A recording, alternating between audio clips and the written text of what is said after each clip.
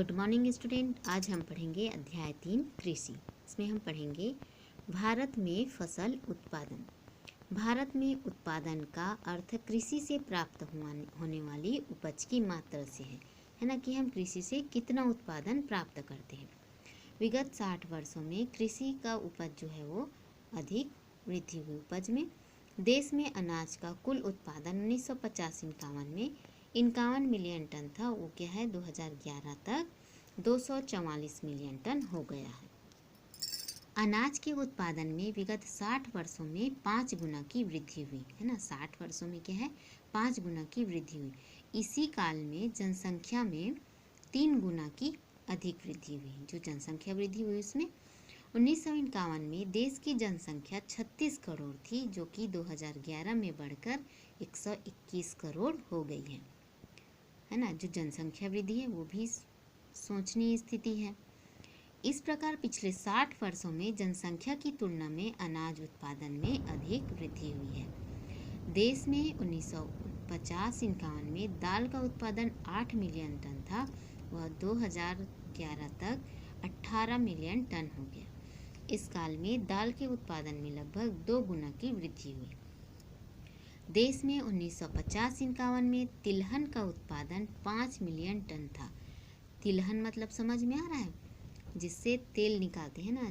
जिन फसलों से हम तेल प्राप्त करते हैं उसको तिलहन कहते हैं, और दलहन कहते हैं जिससे हम दाल प्राप्त करते हैं, जैसे चना का दाल, उड़द दाल है ना। तो ये दलहन फसल है। और तिलहन फसल तिल, सूरजमुखी, अलसी, ये सब तिलहन है। तो तिलहन का उत्पादन है वो 5 मिलियन टन था। वो क्या है 2011 तक से 32 मिलियन टन हो गया। यह पहले से 6 गुना अधिक है। इस प्रकार देश में दाल के उत्पादन में कम वृद्धि हुई और अनाजों के उत्पादन में वृद्धि एक समान नहीं है ना। देखिए ये देखो एक कॉलम दिया गया है। ये धान का उत्पादन है। ये जो बैगनी कलर का है वो 1950-51 का है, और ये जो रेड कलर में है वो क्या है 2011 का है। तो देखिए धान का उत्पादन जो वृद्धि हुई है ना वो कितना अधिक हुआ है। गेहूं के उत्पादन में भी वृद्धि हुई है। ज्वार जो है वो थोड़ा सा हुआ। बाजरा जो है वो बहुत अधिक हुआ है। मक्का में भी बहुत अधिक वृद्धि हुई, और मोटा जो अनाज है ना उसमें कम वृद्धि हुई। दाल में भी बहुत अधिक, और तिलहन में तो बहुत अधिक वृद्धि हुई। इसके बाद है ये कॉलम है भारत में अनाज उत्पादन है ना, कि कितना मिलियन टन उत्पादन अधिक हुआ है। कि धान में 1950 में 21 मिलियन टन था, वो क्या है 2011 में 96 मिलियन टन। वैसे ही गेहूं का दिया गया है, ज्वार है ना, इसी का जो है वो दिया हुआ है। ठीक है। विगत 60 वर्षों में भारत में फसलों के उत्पादन में वृद्धि हुई है।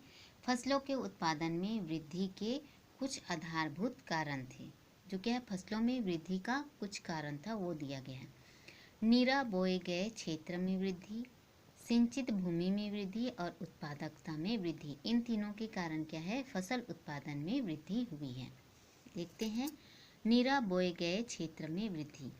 बोए गए क्षेत्र का आशय उस भूमि से है जिस भूमि पर फसल बोई जाती है। यदि बोए गए क्षेत्रफल में वृद्धि हो तो उत्पादन में भी वृद्धि हो जाती है ना। भारत का क्षेत्रफल निश्चित है। इस निश्चित भूमि के अलग अलग उपयोग हैं, है ना। ऐसा नहीं है कि सभी क्षेत्र में ही उत्पादन होता है। इस कारण यदि खेती की भूमि बढ़ाते हैं तो दूसरी भूमि कम हो जाती है।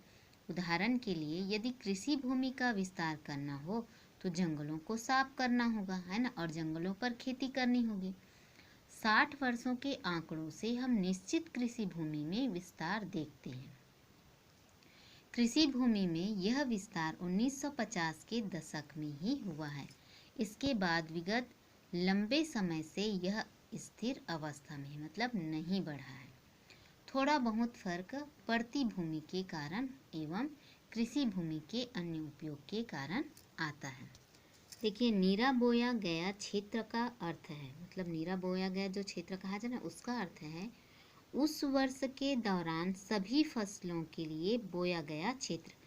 मतलब एक वर्ष में जितने क्षेत्र में सभी सभी फसलों को बोया जाता है उसका क्षेत्र ऋण वह क्षेत्र जो उस वर्ष के दौरान एक से अधिक बार बोया गया हो, है ना। उस जिस जमीन पर क्या है, एक वर्ष के दौरान एक से अधिक बार बोया गया हो। सिंचित भूमि क्षेत्र, आप लोगों को मैं बताई थी कि सिंचित भूमि किसे कहते हैं ना। जैसे कि मैं पहले बताई हूँ कि कृषि हेतु भूमि का विस्तार नहीं कर सकते हैं क्योंकि ये निश्चित मात्रा में, किंतु इसके उपयोग की बारंबारता के कारण, बार बार उपयोग को, है ना, उसको बारंबारता कहा गया, एक सीमा तक वृद्धि की जा सकती है। सिंचाई की सुविधाएं यही करती है कृषि के लिए एक प्रमुख आवश्यक कारक है पानी। फिर वर्षा काल में यह प्राकृतिक रूप से प्राप्त होता है।